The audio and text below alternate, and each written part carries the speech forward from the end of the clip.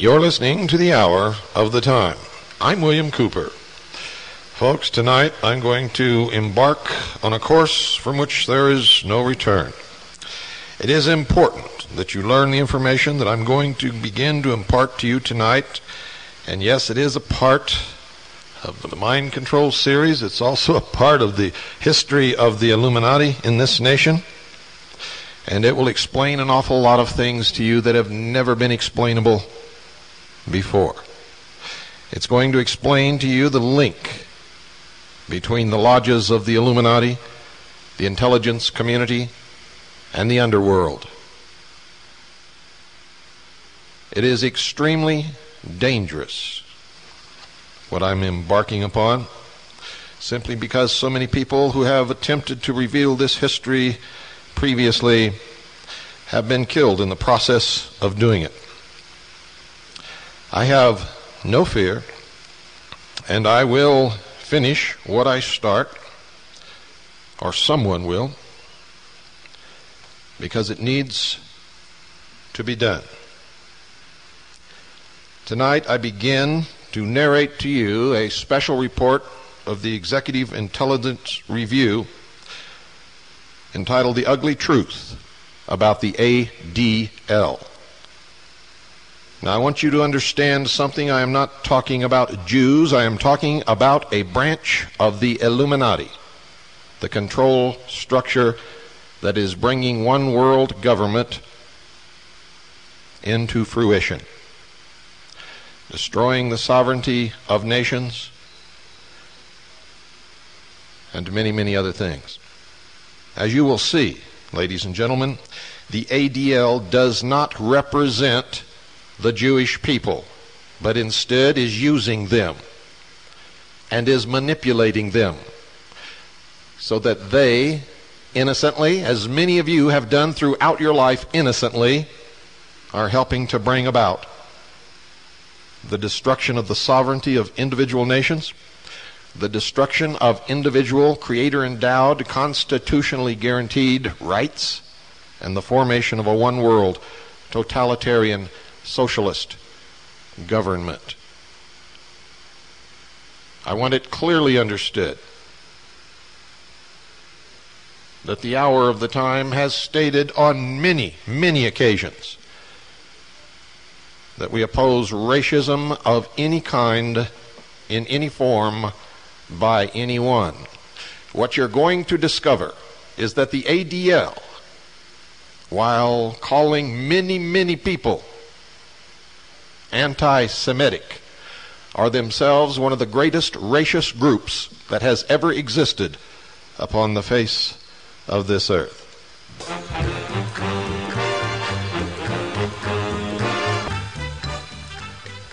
On April 14th, 1865, the day President Abraham Lincoln was shot, will live forever, ladies and gentlemen, as a day of infamy for American patriots and lovers of freedom all over the world.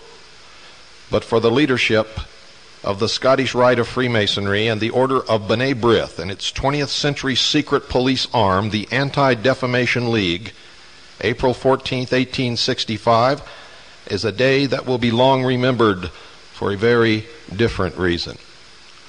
The B'nai B'rith, a pivotal player in the British Freemasonic plot to destroy the Union, was implicated in Lincoln's assassination, something that you've never been taught.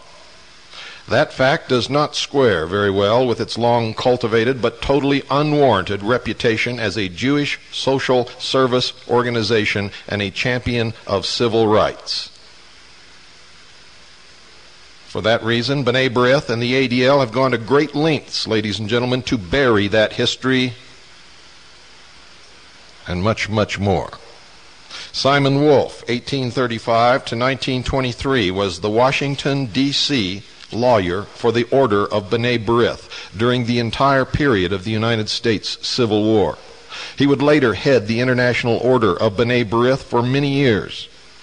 In 1862, Wolf was arrested by Lafayette C. Baker, the chief of detectives for the city of Washington, D.C., and later Lincoln's chief of the United States Secret Service, on charges that Wolf was involved in spying and blockade running on behalf of the Confederacy.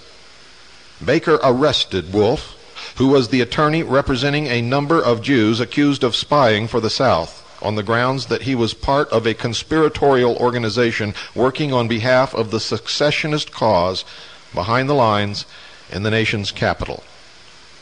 The conspiratorial organization named by Baker was the B'nai B'rith. Both Baker and United States General Ulysses S. Grant targeted the Order of B'nai B'rith as a Confederate spy agency. Upon taking command of the Western Front in 1862, General Grant issued Order Number 11, which expelled all Jews from the military district within 24 hours of its implementation. U.S. Grant was no anti-Semite, ladies and gentlemen. He was reacting to the activities of B'nai B'rith and leading Confederates like Judah P. Benjamin. Lincoln, however, cognizant of the need to avoid blanket attacks against religious or ethnic groups, rescinded the order, which was the proper thing to do, for all Jews are not members of B'nai B'rith, and B'nai B'rith was not solely at guilt. The Civil War was actually engineered and brought about by British intelligence through their arm of the Illuminati in the United States, headed by Albert Pike, the Scottish Rite of Freemasonry, whose headquarters at that time was in Charleston, South Carolina. In 1987, B'nai B'rith authorized biography of Simon Wolf by Esther L. Panitz offered the following highly suggestive, albeit incomplete, description of Wolf's personal relationship with President Lincoln's assassin, John Wilkes Booth. Now bear in mind, folks, that this biography, written on the basis of B'nai B'rith's archives, written on the basis of B'nai B'rith's own archives, paints Wolf in the most favorable of lights.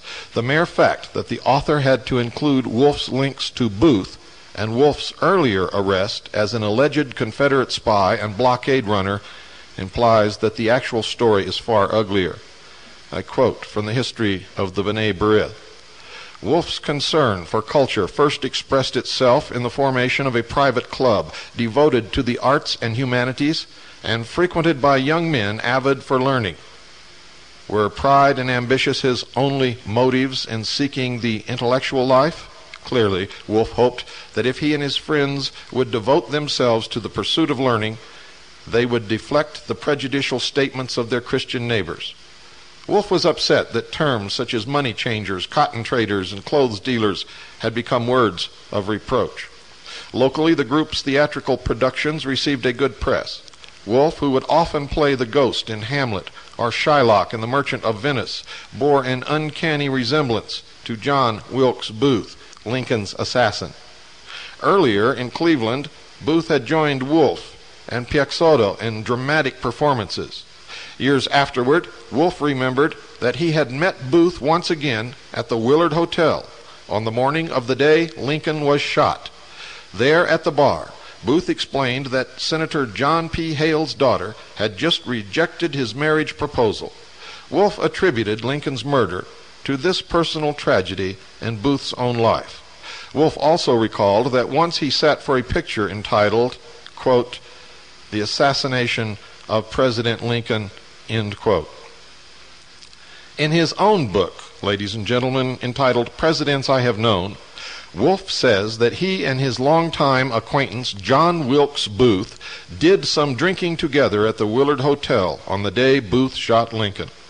Wolf's and a second leading B'nai B'rith figure, Benjamin Piazzotto's dealings with John Wilkes Booth were hardly cultural. Nor could Wolf have possibly believed that Abraham Lincoln was killed because of John Wilkes Booth's unrequited love affair.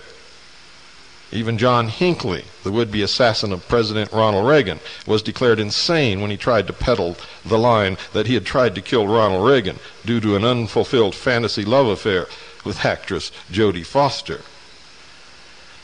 To understand the circumstances under which B'nai B'rith's Washington, D.C. leader and one of its founding members were circumstantially tied to the Lincoln assassination conspiracy and explicitly linked to the secessionist insurrection against the Union, it is necessary to look briefly at the circumstances under which the Order of B'nai B'rith was founded in 1843.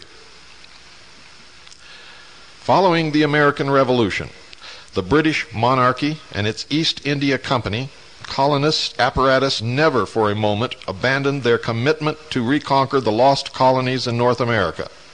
Although the military effort at reconquest in the War of 1812 failed, other efforts to seed the United States with British agents, some drawn from the ranks of anti-Republican Tories who were permitted to retain their citizenship and property in America under the terms of the Treaty of Paris of 1783, were more successful.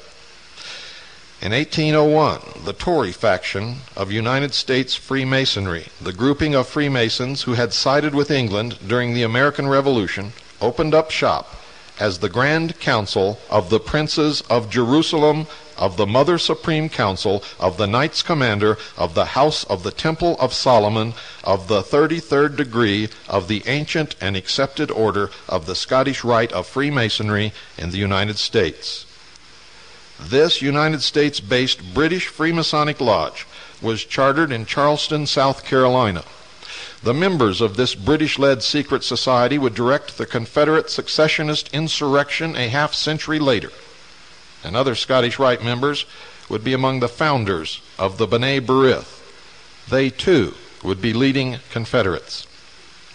Apart from the esoteric mission of spreading an explicitly anti-Christian form of Roman pagan worship and occultism among the early generations of American citizens, the Charleston Lodge also sought to build up a network of pro-British merchants, spies, and politicians in both the North and the South, who would one day play a pivotal role in the reconquest. Many of these early Masons became wealthy through their business dealings with the British East India Company and the Dutch West India Company in both the cotton and the slave trade. Among the founding members of the Charleston Scottish Rite Lodge were many prominent Jews, including Isaac de Costa, Moses Cohen, Israel de Liban, Dr. Isaac Held, Moses Levy, and Moses Piexoto. Many of these men, ladies and gentlemen, were Sephardic Jews from North Africa or from Spain, who had originally settled in the Caribbean and engaged in the early slave trade. These Jewish Masons set up their organizations, which also maintained active liaison to Great Britain's powerful Jewish community. The Hebrew Orphan Aid Society was one such nominally benign group that would produce one of the most rabid secessionist leaders, Judah P. Benjamin. Although today, any reports of the Freemasonic roots and structure of B'nai B'rith are usually greeted with a torrent of allegations of anti-Semitism, back in the formative years, B'nai B'rith's own magazine, The Menorah, offered the following information about the founders of the group, and listen to this very carefully. Quote, "Their reunions were frequent, and several of them being members of existing benevolent societies, especially the Order of Freemasons and Oddfellows, they finally concluded that a somewhat similar organization, but based upon the Jewish idea, would best obtain their object. The Jewish religion has many observances and customs corresponding to the secret societies known to us. The synagogue, for instance, might be compared to a lodge room. It used to be open twice a day. For a Jew desiring to find a friend, they had but to go there and make themselves known by a certain sign and token. The sign consisted of a grip with a full hand and the magical word Shalom Aleichem. The mezuzah on the doorpost was the countersign. Shema Israel, Hear, O Israel, was the password." End quote. Indeed, to this day, all local chapters of the B'nai B'rith are referred to as lodges, a practice borrowed whole cloth from the Scottish Rite. When Moses saw some Jews of this B'nai B'rith type who tried to make their religion into a pagan secret society, he took the calf which they had made and burned it in the fire and ground it into powder. And Moses returned unto the Lord and said, "O this people have sinned a great sin, and made them gods of gold." The majority of Jews in America during the first generations following independence were opposed to the idea of a Jewish Freemasonic secret society. Most Jews are ordinary people like all of you listening and don't know anything any more about what's happening in the world than you do. They are lied to just like you are lied to. They are deceived just like you are deceived, and they are easily manipulated because throughout the history of the world, they have been chosen as the scapegoat, as the enemy. And because of that, they can be easily led by organizations such as B'nai B'rith and the Anti-Defamation League.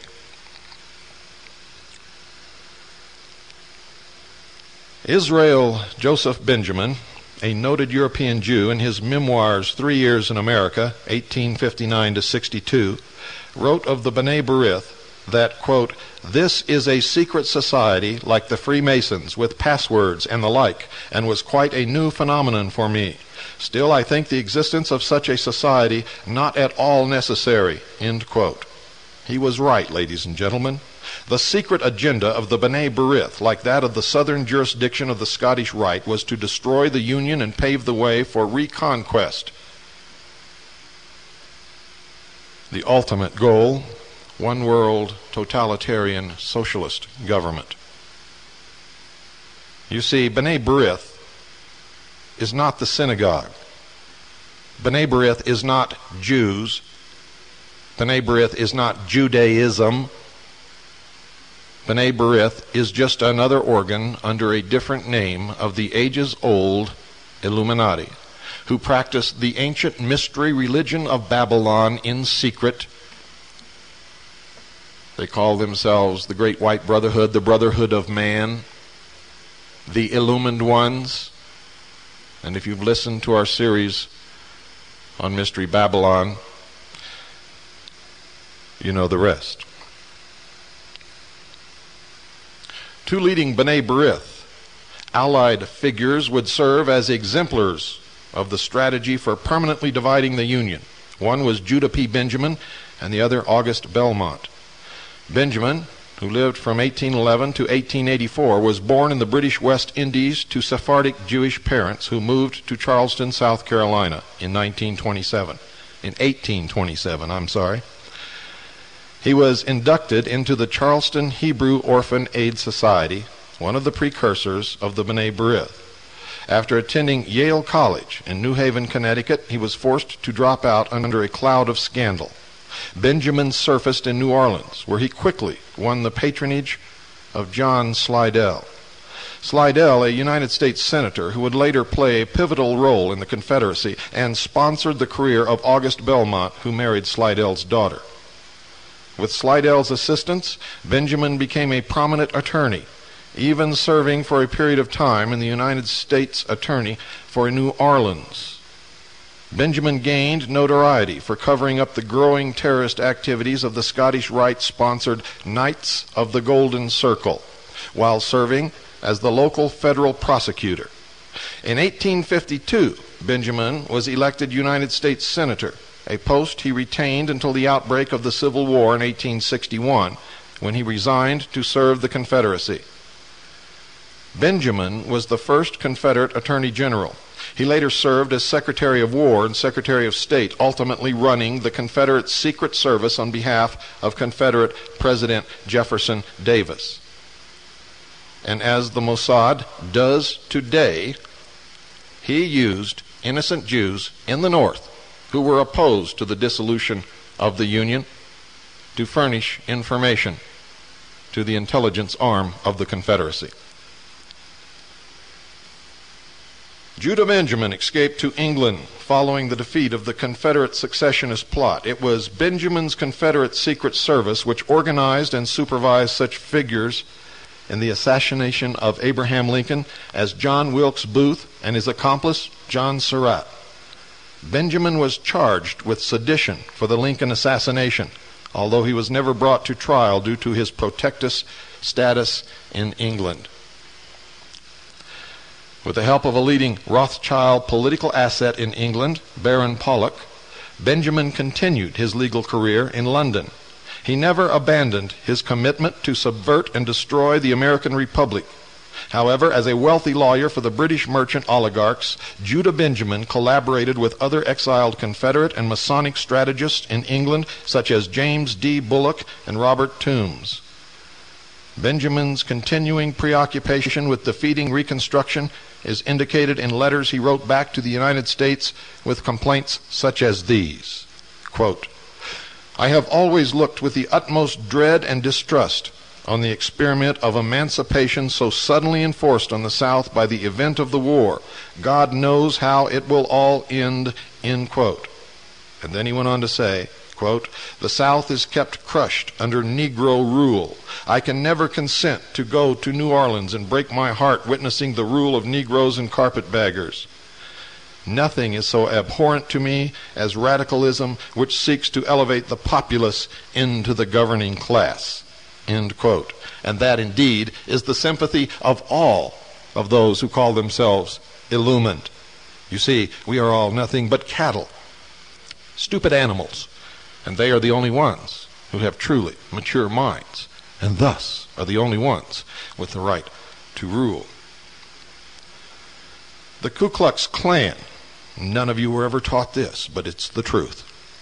The Ku Klux Klan, KKK, was founded in Tennessee in the late 1860s by the Southern Scottish Rite leadership under Albert Pike. The KKK drew its membership from the pre-Civil War Knights of the Golden Circle.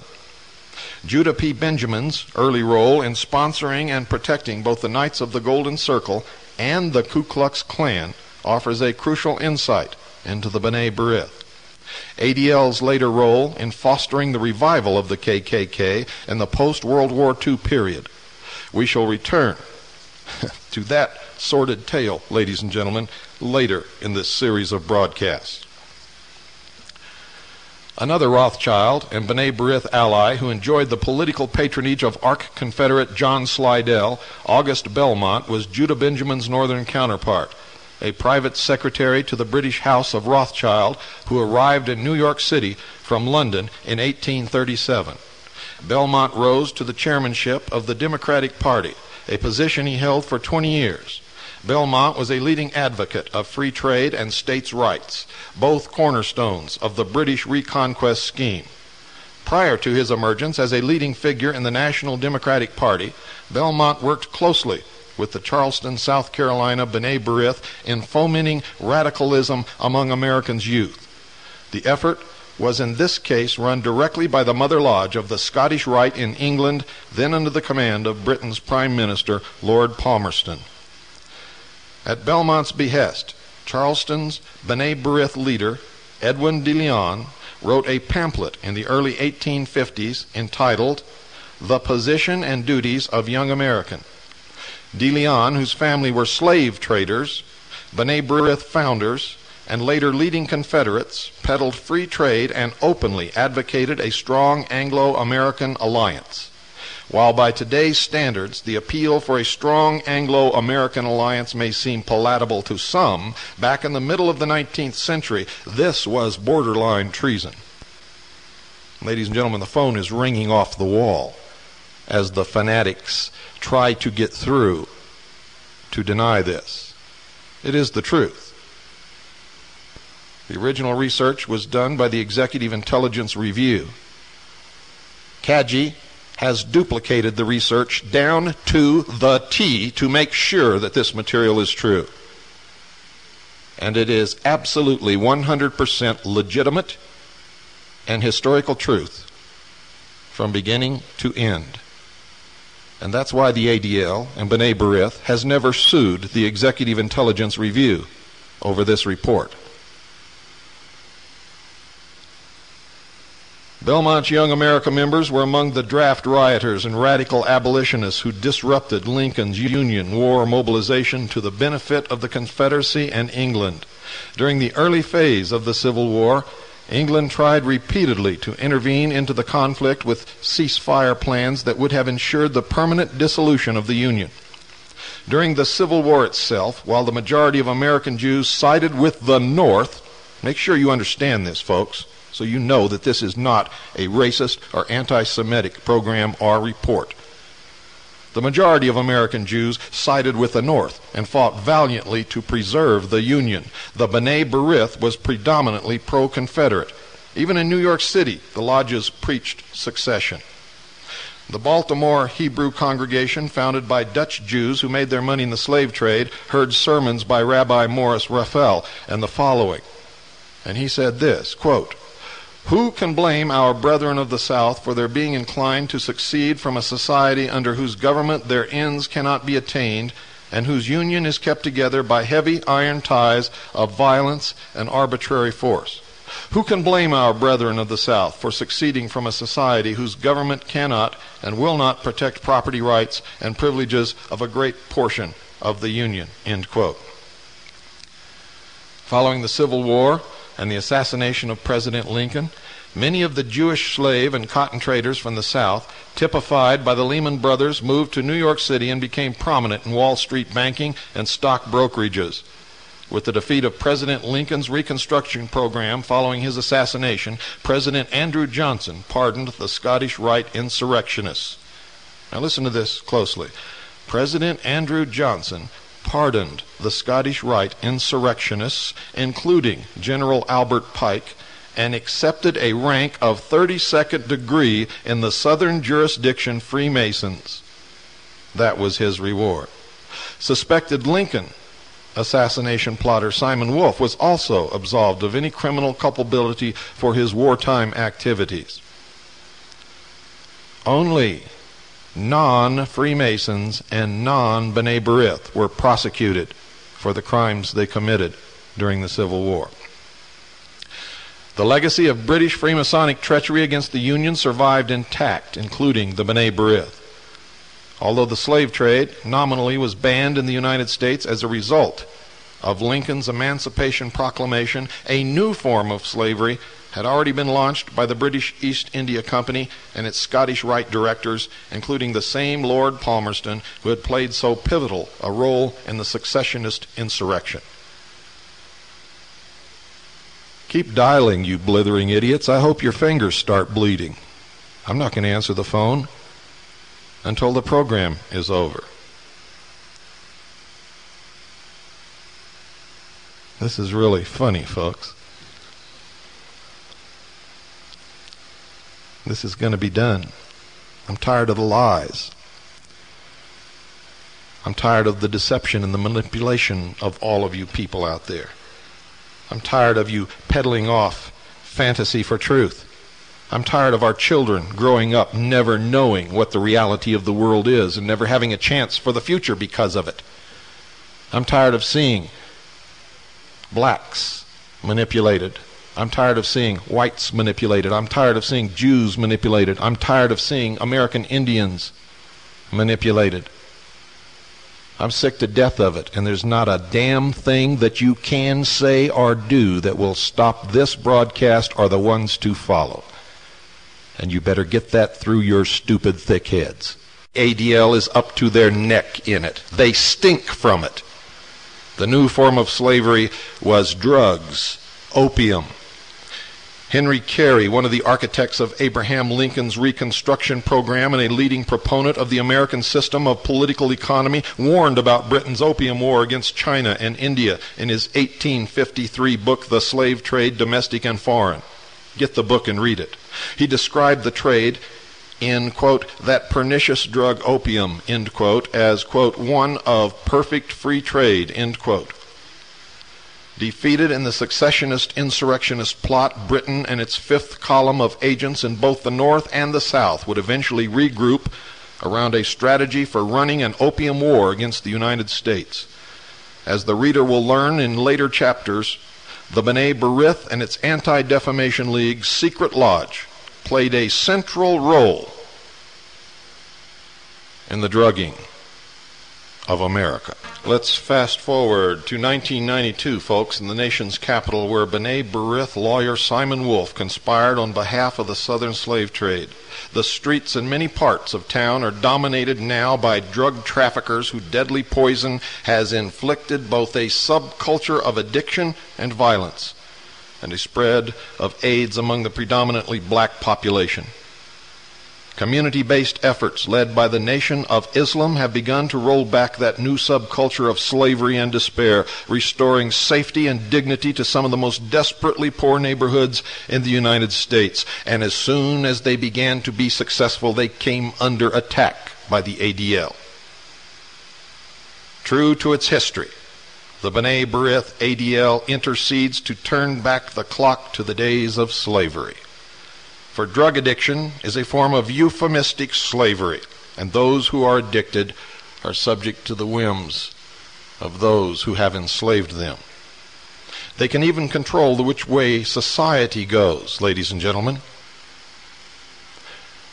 You see, if they want to create more crime in order to take rights away from the people, indeed, to make the people scream to have their rights taken away in order to take the fear away, get the crime and the drugs off our streets, they just elevate the price of the drugs so that the poor addict cannot afford to pay for them. So he has to go out and steal and rob and mug somebody and even kill to satisfy the terrible craving of his flesh. You never thought of it that way, did you? But it's true. Want to make it look like the police are succeeding? Want to make a politician look good? Lower the price of drugs way down to almost nothing and crime disappears overnight.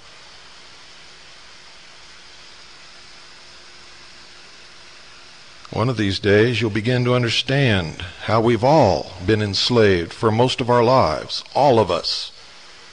Caucasian, Jew, black, Indian, Oriental, it doesn't make any difference. We've all been lied to, we've all been deceived, we've all been manipulated, and we've all been puppets on the end of somebody's strings. It is the purpose of the hour of the time to stop that.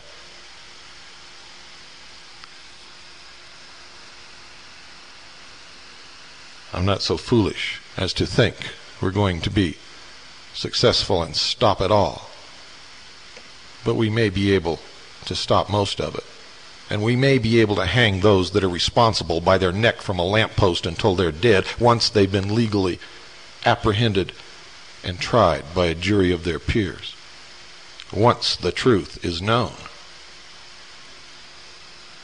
But the Illuminati, ladies and gentlemen, not the Jews, is in control of the judicial system.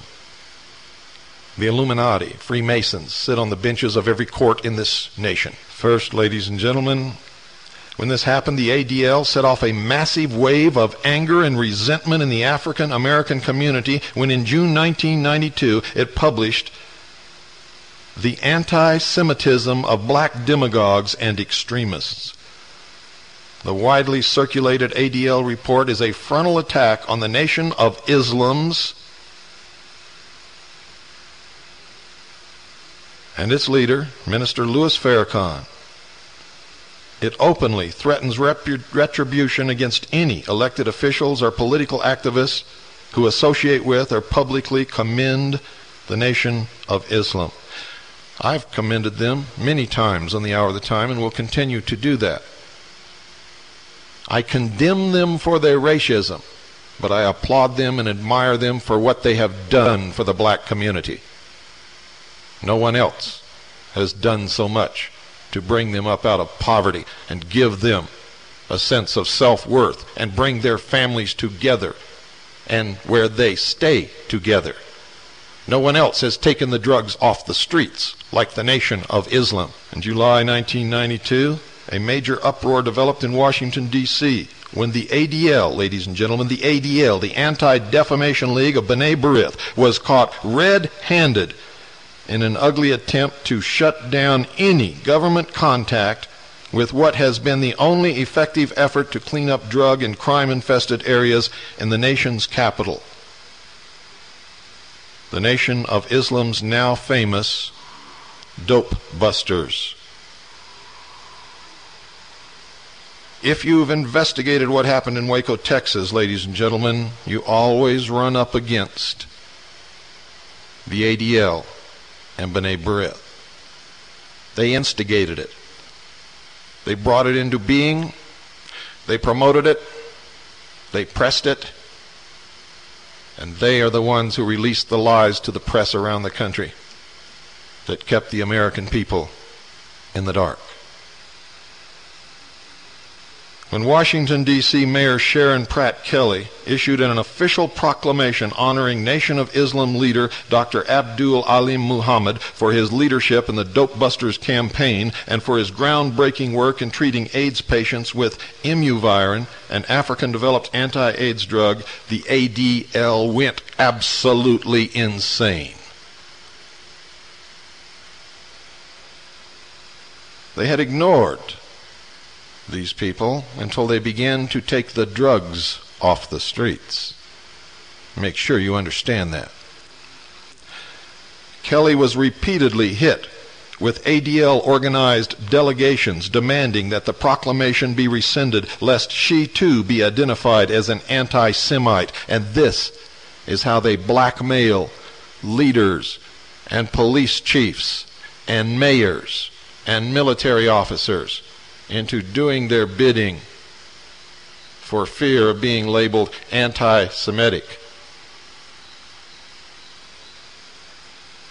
You've all learned you can call me whatever you want. Doesn't make any difference. I'll tell the truth no matter what.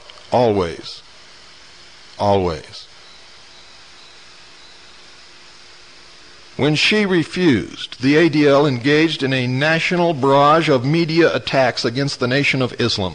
The attacks culminated in an article run in the Washington Times, co-authored by ADL National Director Abe Foxman and fact-finding director Myra Lansky-Boland. Ultimately, Kelly succumbed to ADL demands and issued an open letter to the community in which she continued to praise Dr. Muhammad's work against drugs, violence, and AIDS, but condemned alleged anti-Semitic statements attributed to him by the ADL. You see how it works, folks? She caved in because she was afraid she wouldn't be reelected mayor in the next election. She lost my respect. She probably lost a lot of people's respect. But she doesn't care. Her political career is safe.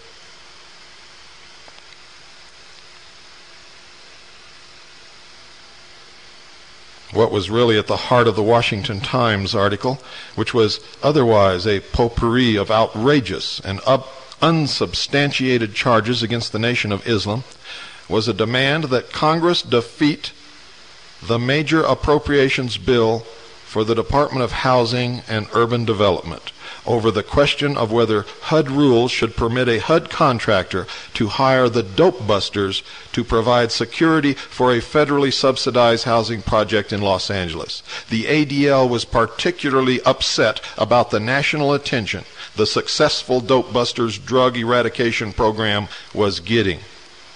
The Dope Busters were founded in Washington, D.C. in 1988. Since then, unarmed dope buster patrols have been able to eradicate drug trafficking at the street level in 9 Washington ghetto neighborhoods and private housing projects, completely and totally disrupting the plans of the Illuminati to control those people. They've done this with no deaths and very, very little violence.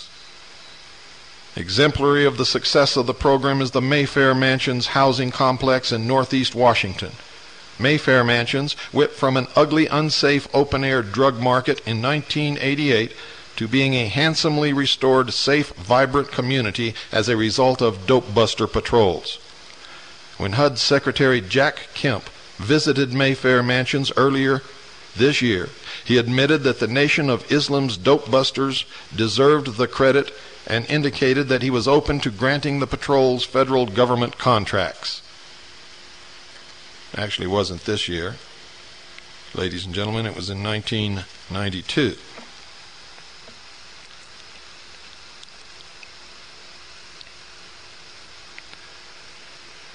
Tenants in public and private housing projects from New York to Baltimore to Los Angeles are demanding dope buster patrols.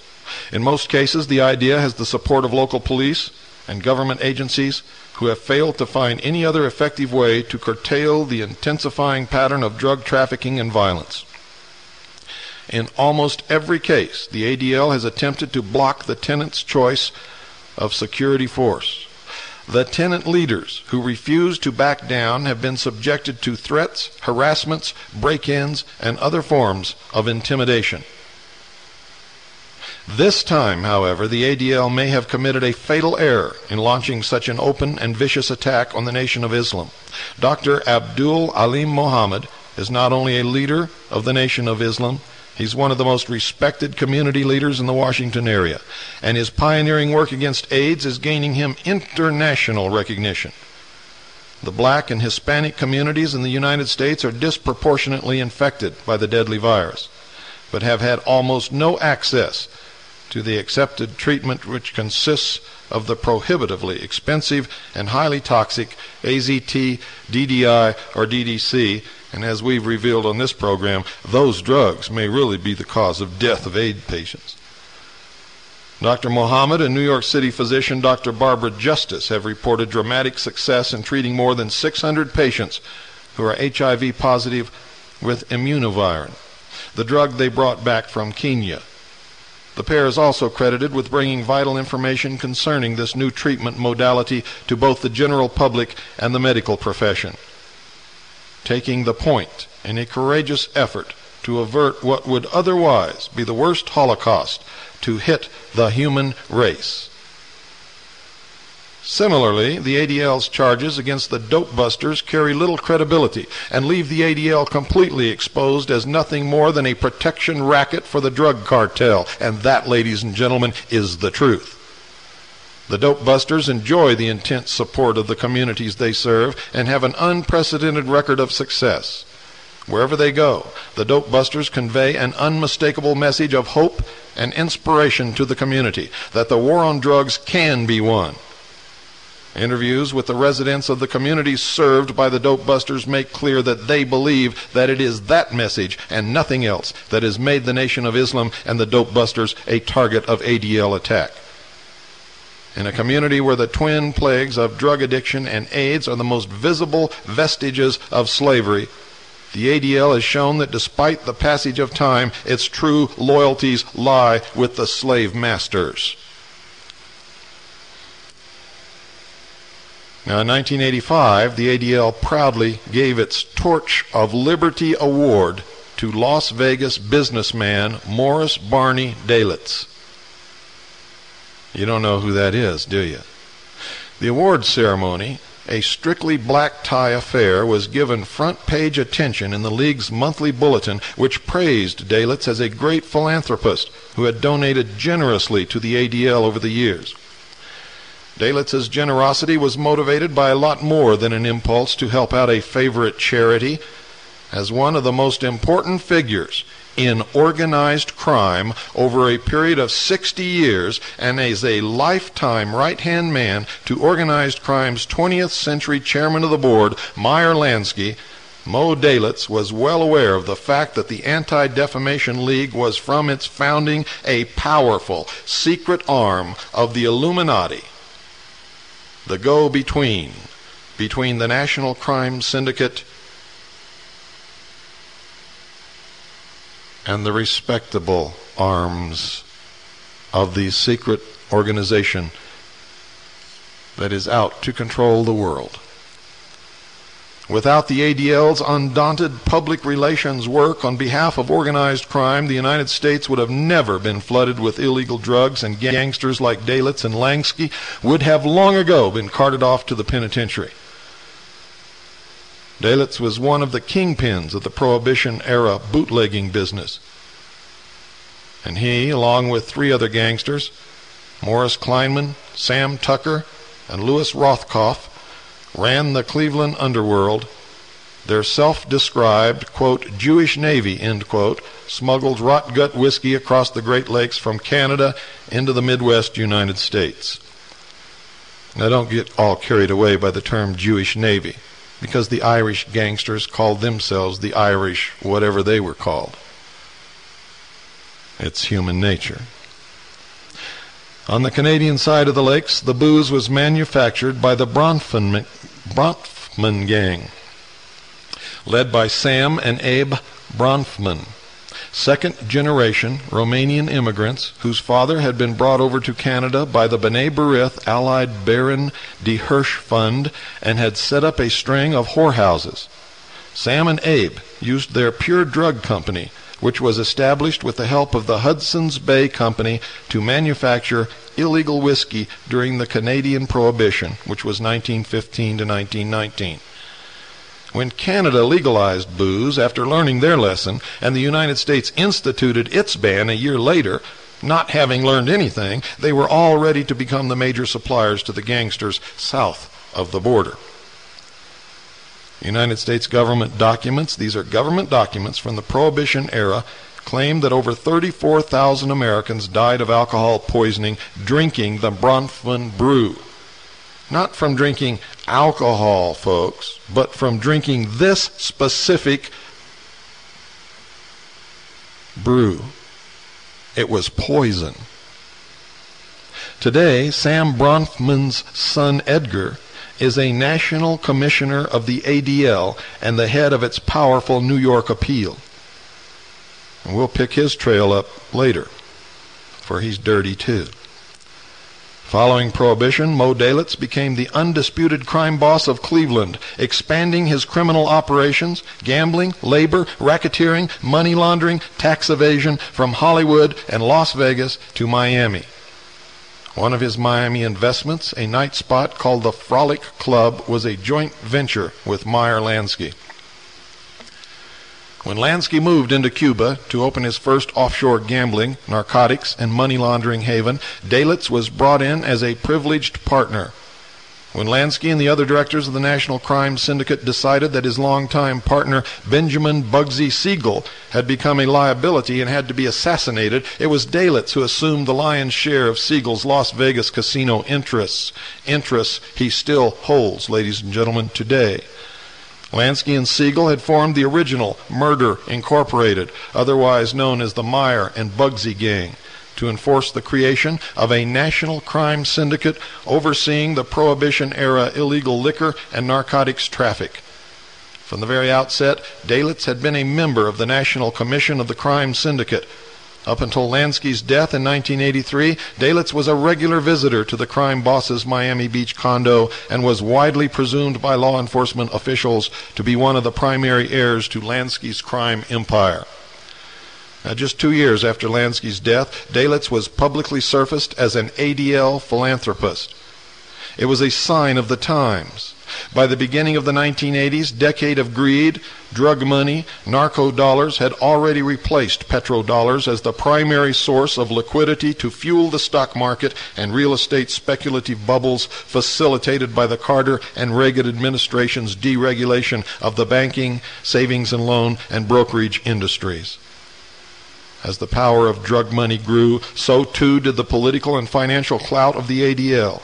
Junk bond swindlers like Ivan Boesky and Michael Milken and dope bankers like Edmund Safra, not to mention Mo Dalitz, regularly poured millions into the ADL war chest.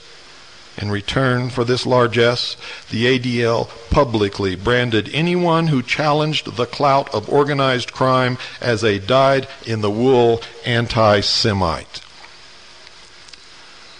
The lionizing of mobster Dalitz was the ADL's way of boasting that their public relations work over a 70-year period had paid off.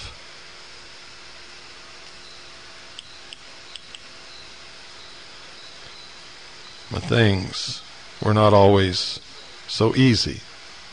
You see, the ADL had been founded shortly after the turn of the century as a Jewish defense arm of the B'nai B'rith, the nominally Jewish secret society sponsored and controlled by the Scottish Rite of Freemasonry, with its headquarters in the Temple of the Supreme Council of the Southern Jurisdiction of the Scottish Rite of Freemasonry, just 13 blocks from the White House in Washington, D.C., and by some of the leading British and American white Anglo-Saxon Protestant families, including the Bush family. B'nai B'rith, Washington, D.C. Representative Simon Wolfe, the man whom Lincoln's Secret Service chief Lafayette C. Baker, had arrested as a Confederate spy and Union blockade runner during the Civil War, was now working closely with President Theodore Roosevelt in mobilizing Jewish American support for the overthrow of the Russian Tsar. According to Wolf's 1918 autobiography, he had met secretly with President Roosevelt at his Sagamore Hills estate in New York and had launched an international drive to brand the Tsarist regime as anti-Semitic. After a series of meetings and correspondence with Russia's Prime Minister, Count Sergei Witte, arranged by Roosevelt, Wolf had denounced the Russian regime for reneging on its promises to curb anti-Jewish pogroms, after which American Jewish organizations, led from behind the scenes by the B'nai B'rith, began funneling guns to the anti-Tsarist insurrectionists. Thus, B'nai B'rith played an active role in the Russian Revolution of 1905 and the formation of the Soviet Union. This activity would lead to widespread allegations that prominent American Jews were pro-Bolshevik. The Warburg family of Kuhn, Loeb and Company did fund, it's a matter of record, V.I. Lenin and Leon Trotsky, and father and son Bolshevik agents Julius and Armand Hammer, who helped found the United States Communist Party, did actively spread the Bolshevik cause in America and spent a decade in the Soviet Union following the 1917 revolution. These allegations of pro-communist sentiments, while grounded in well-publicized, scandalous actions by prominent Jewish families, missed the mark. In fact, the plot to bring down the Tsar and install the Bolsheviks in power in Russia served long-standing Illuminati and geopolitical interests of the sort advanced by the Scottish Rite, and Britain feared the development of a Eurasian alliance among France, Germany, Russia, Japan, and China based on economic cooperation and facilitated by the building of a transcontinental system of railroads linking the East to the West. Such a transcontinental railroad system would render Britain's domination over the seas relatively unimportant. We'll continue this on Monday. Good night, and God bless you all.